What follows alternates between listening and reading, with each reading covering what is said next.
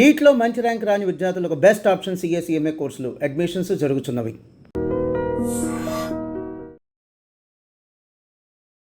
Welcome to I dream. నేను దేశ్రీ. Present మనతో ఉన్నారు విమెన్ సోషల్ యాక్టివిస్ట్ కృష్ణకుమారి గారు. మాట్లాడదాం. హలో అండి, వెల్కమ్ టు అవర్ స్టూడియో. నమస్తే మేడం. నమస్తే మ్యామ్, ఈ మధ్యకాలంలో పెళ్ళిళ్ళు ఎట్లా అవుతున్నాయో, డైవర్స్ కేసెస్ అయితే ఒక రేంజ్లో పెరిగిపోతున్నాయి. అసలు నెలల తరబడి కూడా కాపురం చేయట్లేదు, ఇలా పెళ్లి చేసుకుంటున్నారు, అట్లా డైవర్స్ అయిపోతున్నాయి. ఎందుకు డైవర్స్ కేసెస్ పెరిగిపోతున్నాయి? అంటే అండర్స్టాండింగ్ లేకపోవడమా భార్యాభర్తలకి? అసలు పెళ్ళైనాక భార్యాభర్తలు కలిసి ఉండాలంటే ఇద్దరిలో ఎలాంటి చేంజెస్ రావాలంటారు? ఎలా ఉండాలి అసలు? ఇప్పుడు డివోర్స్ ఎక్కువ అవుతున్నాయి, పర్సంటేజ్ ఎక్కువ అవుతున్నాయి అనే దానికంటే కూడా ఎక్కువ పెళ్ళిళ్ళు అవుతున్నాయి. అలా కూడా మాట్లాడుకోవచ్చు. ఎక్కువ పెళ్ళిళ్ళు అవుతున్నాయి కాబట్టి ఎక్కువ డివోర్స్లు. జనాభా పెరుగుతున్నారు, పెళ్ళిళ్ళు ఎక్కువ అవుతున్నాయి, డివోర్స్లు ఎక్కువ అవుతున్నాయి. అయితే ఇక్కడ డివోర్స్లు ఎక్కువ అవడానికి కారణం జీవితం అంటే ఇదే, ఇలాగే ఉండాలి. ఇప్పుడు బాల్యం లేకుండా అయిపోతుంది పిల్లలకి. మనం గమనిస్తే శ్రీ చైతన్యలోనూ నారాయణలో వేస్తే పొద్దున్నుంచి సాయంత్రం దాకా ఎక్స్ట్రా క్లాసెస్ చదువుకుంటారు. ఒక ఆట స్థలాలు లేవు, ఏమీ లేకుండా మార్కులు. వాళ్ళని ఎంతసేపు అంటే ఈ విషయం జీవితంలో ఎలా ప్రభావం పడుతుంది అని మీకు డౌట్ రావచ్చు. కానీ ఇక్కడ నువ్వు సక్సెస్ కా అని చెప్పి మన బ్రెయిన్ని మీద రుద్దుతున్నారు. మార్కులు అయిపోతుంది. 10th వరకు ఊపిరాడకుండా చదివిస్తున్నారు. 10th అయిపోయిన తర్వాత 10thలో మంచి మార్కులు వచ్చేసేస్తాయి. వచ్చిన తర్వాత ఎక్స్పెక్టేషన్స్ బాగా పెరిగిపోతాయి. ఫ్యామిలీలోనూ పెరిగిపోతాయి, వీళ్ళల్లోనూ పెరిగిపోతాయి. ఒకవేళ వీళ్ళకి రాకపోతే కూడా తల్లిదండ్రులు ఏమంటారంటే, నీకోసం మేము అంత చేసాం, ఇంత చేసాం. మా పేరెంట్స్ అయితే మాకు 2 జతల బట్టలే ఇచ్చేవాళ్ళు. అసలు చెప్పులు మేము అడిగితే, మా చిన్నప్పుడు అసలు చెప్పులు లేకుండా చాలా సంవత్సరాలు బతికాము. చెప్పులు అంటే ఏంటో తెలియదు, సినిమా అంటే ఏంటో తెలియదు. ఒక గోల్డ్ స్పాట్ తాగడానికి ఎంత పోరాటం చేశామో మేము. అంటే మా వాళ్ళ దగ్గర ఉండేవి కాదు. మేము ఇంటి పని చాలా చేసేవాళ్ళము. వ్యవసాయం కుటుంబాలు అయితే మేము చాలా వ్యవసాయం పనులు చేసాము. ఇలా మీరు హాయిగా ఉన్నారు. మీకేం పని ఉంది? ఇప్పుడు స్కూల్కి వెళ్ళడం రావడమే కదా. ఆ చదువుకోవడానికి కూడా సరిగ్గా చదువుకోరా? మీకు మార్కులు రావా? ఇలా పిల్లల్ని ఇలా రుద్ది ఇంకా 10th అయిన తర్వాత నువ్వు ఇంజనీరే అవ్వాలి, నువ్వు డాక్టరే చదవాలి, నువ్వు ఇది అవ్వాలి, అది అవ్వాలి అని చెప్పి వాళ్ళని మళ్ళీ ఇంకొక 2 సంవత్సరాలు ఈ ఇంటర్మీడియట్ అయిపోయాక ఇంజనీరింగు ఎంబీబీఎస్ ఇవి అయిపోయిన తర్వాత ఇంకప్పుడు ఉద్యోగం వస్తుంది. ఉద్యోగం వచ్చిన వెంటనే ఇంకా ఉద్యోగం రావడం ఒక పెద్ద క్వాలిఫికేషను. పెళ్ళి చేసేస్తారు. ఈ మొత్తం ప్రాసెస్లో ఎక్కడైనా సరే ఈ అబ్బాయికి లైఫ్ అంటే ఎంటర్టైన్మెంట్ ఉంటుంది, లైఫ్ అంటే ఎంజాయ్మెంట్ ఉంటుంది, లైఫ్ అంటే నా గురించి నేను ఆలోచించుకునేది, నా ఇష్టం అనేది ఒకటి ఉంటుంది, నా ఇష్టం ప్రకారం నేను నడుచుకునేది ఒకటి ఉంటుంది, నా కోసం నేను టైం పెట్టుకునేది ఉంటుంది. ఇవేవి ఉండవు ఈ పరుగులో. ఇంక ఇప్పుడు పెళ్ళి అనేసరికి ఇంకా పెళ్ళి అయితే రిలాక్స్ అయిపోవచ్చు. ఎంత రిలాక్స్ అయిపోవచ్చు అంటే, వీడు చిన్నప్పటి నుంచి వాళ్ళ అమ్మని చూస్తాడు. వాళ్ళ నాన్న మాట ఎట్లా వినేది చూస్తాడు. వాళ్ళ నాన్న ఏం చెప్తే చేస్తుంటుంది వాళ్ళ అమ్మ పైకి కనిపి. ఇప్పుడు కొంతమంది ఉమెన్ డామినేషన్ ఫ్యామిలీస్ కూడా ఉంటాయి, నేనేం లేవు, అందరూ ఉమెన్ అంతా బానిసలా ఉన్నారని నేను అనట్లా. పైకి కనిపించేది ఎలా కనిపిస్తుంది? వంట పని చేస్తుంటుంది, అన్ని పెడుతూ ఉంటుంది, ఇంటికి వస్తే చుట్టాలను చూసుకుంటూ ఉంటుంది. అంటే ఒక వైఫ్ని ఇదే ప్యాటర్న్లో ఊహించుకుని ఉంటాడు ఇతను. పైగా మరి ఈ కాలంలో ఇంత చదువుకున్న తర్వాత చదువుకున్న అమ్మాయి వస్తుంది ఇతనికి కూడా. ఇప్పుడు మగపిల్లలతో పాటు ఆడపిల్లలను కూడా బాగా చదివిస్తున్నారు కదా ఇప్పుడు. చదువుకున్న అమ్మాయి వస్తుంది. చదువుకున్న అమ్మాయి వచ్చిన తర్వాత చదువుకున్న అమ్మాయి వాళ్ళ అమ్మలాగా ఎలా ఉంటుంది? ఉండదు. పైగా చిన్నప్పటి నుంచి వీడు కంపారిజన్లో పెరుగుతూ ఉంటాడు. వాడికి అన్ని మార్కులు వచ్చినాయి, వీడికి ఇన్ని మార్కులు వచ్చినాయి, నీకు ఇన్నే మార్కులు వచ్చినాయి అని. వీడు పెళ్ళైన తెల్లారి నుంచి మొదలెడతాడు. ఏమంటాడు? మా అమ్మలాగా నువ్వు వంట చేయట్లేదు. వంట దగ్గర ఫస్ట్ స్టార్ట్ అవుతుంది. ఇంటికి వచ్చిన వాళ్ళకి మంచినీళ్ళు ఇచ్చే దగ్గర నుంచి మొదలవుతుంది. ఈమెకు పక్కన ఆఫీస్ మొదలవుతుంటుంది.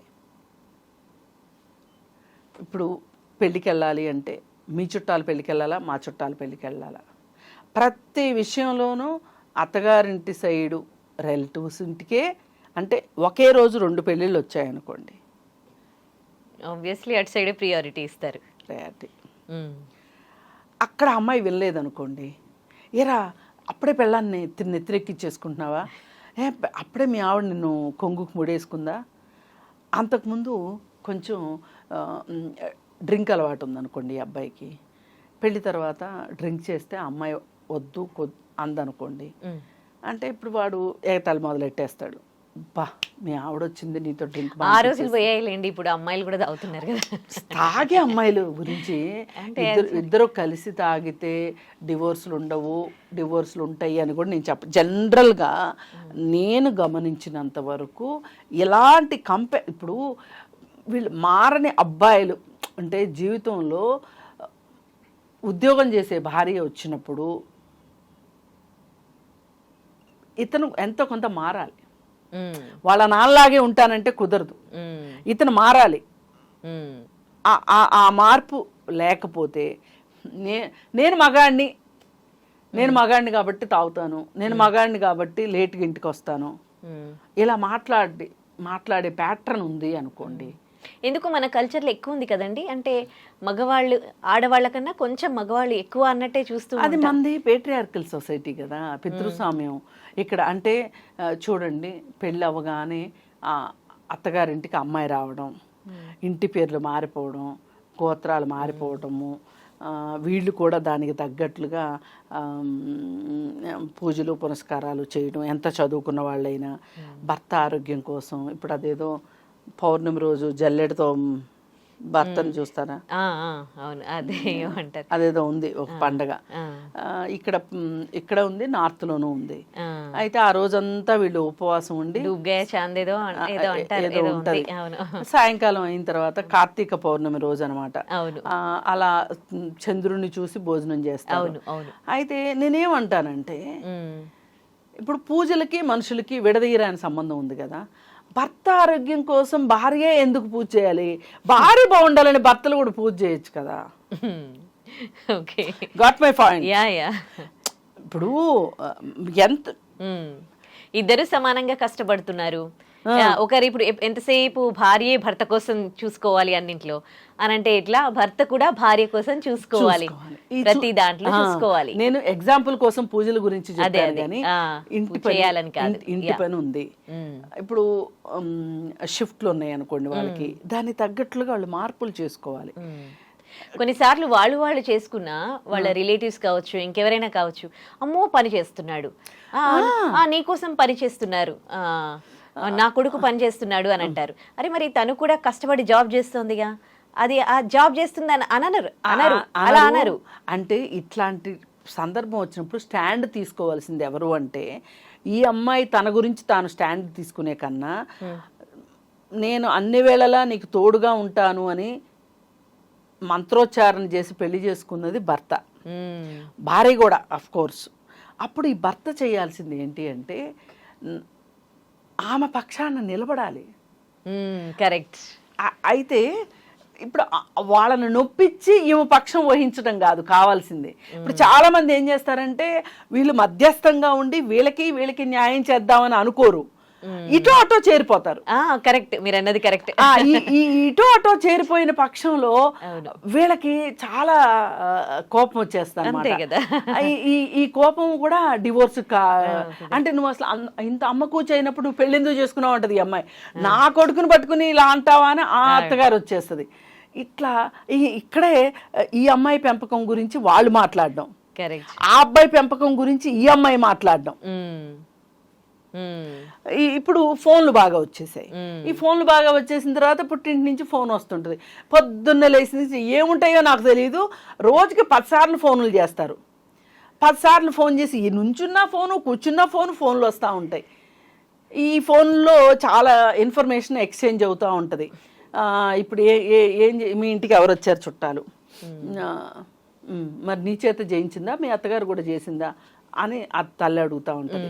అట్లాగే ఇప్పుడు ఏదైనా ఖర్చుల విషయం వచ్చింది అనుకోండి, తల్లి అడుగుతుంది కొడుకుని, ఇది మీ వాళ్ళు చేయాల్సింది, నువ్వెందుకు చేసావు. కరెక్ట్. ఇది డెలివరీస్ టైంలో ఇది నేను ప్రత్యక్షంగా చూశాను. ఇది పుట్టింటి వాళ్ళే చెయ్యాలి. ఈ అమ్మాయి ఉద్యోగం చేసే అమ్మాయి అయినా సరే, ఇప్పుడు ఈ అమ్మాయి ఉద్యోగం చేస్తుంటది, ఈ అమ్మాయికి ఇన్సూరెన్స్ ఉంటుంది, ఆ అబ్బాయికి ఇన్సూరెన్స్ ఉంటుంది, అయినా కానీ అత్తగారింటి దగ్గర నుంచి ఈ డెలివరీ ఖర్చులు వసూలు చేసే వాళ్ళని కూడా చూశాను నేను. ఇట్లాంటప్పుడు ఈ భార్యకి ఇలాంటి టైంలో స్టాండ్ తీసుకోలేదు అన్నప్పుడు ఈ అమ్మాయికి ఏం గౌరవం ఉంటుంది భర్త మీద? అంతే కదా. ఇప్పుడు ఇష్టం ఉండడం వేరు, బాధ్యత ఉండడం వేరు, గౌరవం ఉండడం వేరు, ఈ మనిషి కోసం ఏమైనా సరే నిలబడాలి అనే ఫీలింగ్ రావడం వేరు. అందరిని వదులుకొని వస్తుంది కదా ఆడపిల్ల ఆ ఇంటి నుంచి ఈ ఇంటికి. ఇప్పుడు అతని ప్రవర్తన ద్వారా, అతని చేతల ద్వారా ఈమెకి 4 రకాలైన ఫీలింగ్స్ తీసుకురాగలగాలి. ఏంటి, నా భర్త నా కోసం ఉన్నాడు, నేను నా భర్త కోసం ఉండాలి, నా కోసం నిలబడతాడు అనే ఒక ఫీలింగ్ ఇవ్వగలగాలి. ఈ భర్తలలో బాధ్యత రావాలి, మారుతున్న సమాజంతో పాటు అందరిలో మార్పు రావాలి, ఒక ఫ్యామిలీలో ప్రతి ఒక్కరిలో ఇప్పుడు మార్పు రావాలి. ఒకటండి, ఒకప్పుడు మనకు సెల్ ఫోన్ తెలుసా, ఇప్పుడు సెల్ ఫోన్లతో బాగానే హ్యాపీగానే ఉంటున్నాగా. ఇంకా మా అప్పుడు ఇలా అంటారే, వాళ్ళని చూస్తే నాకు వీళ్ళని తీసుకెళ్ళేదని అడవులో వదిలిపెట్టి రావాలనిపిస్తుంది. మా అప్పుడెలా మీ అప్పుడెలా కాదు, కాలం మారిపోయింది. నువ్వు మీ అత్తగారి టైం కన్నా నీ లైఫ్ లో చాలా చేంజెస్ వచ్చాయి. అలాగే నీ కోడల లైఫ్ లో ఇంకా చేంజెస్ వస్తాయి, రేపు వాళ్ళకు పుట్టే పిల్లల లైఫ్ లో ఇంకా చేంజెస్ వస్తాయి. కరెక్ట్.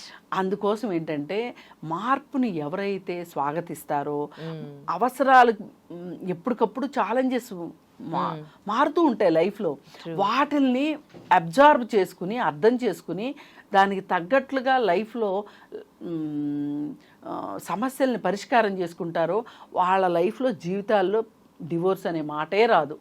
ఎవరైతే నేనున్న చోటే ఉంటా, అన్నీ నా చుట్టూకు రావాలి అనుకుంటే మట్టుకు మారని మనుషులు ఏమైనా సరే మారాల్సిందే, నేను మారాను, నా హక్కు ఇది అనే వైఫ్ ఉన్నప్పుడు ఖచ్చితంగా అది డివోర్స్ అయి కూర్చుంటుంది. స్టాండ్ తీసుకోవాల్సిన దగ్గర స్టాండ్ తీసుకోవాలి. కరెక్ట్. అది తీసుకొని వాళ్ళ దగ్గరే ఈ పేచీలు వస్తున్నాయని నేను చాలా గమనించాను. అలాగే భార్యలు కూడా స్టాండ్ తీసుకోవాల్సిన పరిస్థితులు ఉంటాయి. అండ్ కేవలం భర్తల మీదే మనం భారం వేయటం కాదు, ఇట్లా అండర్స్టాండింగ్తో ఎవరైతే ఉంటారో వాళ్ళ మధ్యలో డివోర్స్ అనే టాపిక్కే ఉండదు. రైట్. చాలా చక్కటి పరిష్కార మార్గాలు తెలియజేశారు. Thank you.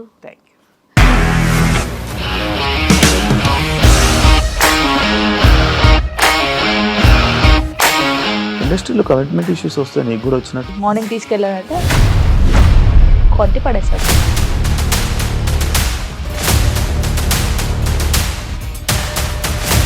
ఒక్కళ్ళు కూడా చూడలేదు ఈ సినిమా అని చెప్పడానికి కూడా చాలా ధైర్యం కావాలి. అది నిజం కదా, దాంట్లో ధైర్యం ఏంటి? నెక్స్ట్ డే ప్లేట్ మార్చేస్తే తప్పు కదా. As of now we are comfortable this అని నేను అనుకుంటున్నాను. రష్మిక గారిది మీది ఒకే ఊరంట కదా? నీకు కోపం వచ్చిందంటే బాగా తిట్టేత్తరా? తిట్టేద్దామండి. నిజంగా గేమ్ ని ఎలా చేంజ్ చేయగలిగారు? ఏపీఎస్ఎఫ్సి వాళ్ళకి 6 నెలల్లో నేను 6 లక్షలు కట్టా. బిజినెస్ చేయాలనుకుంటే it is as difficult as riding a tiger.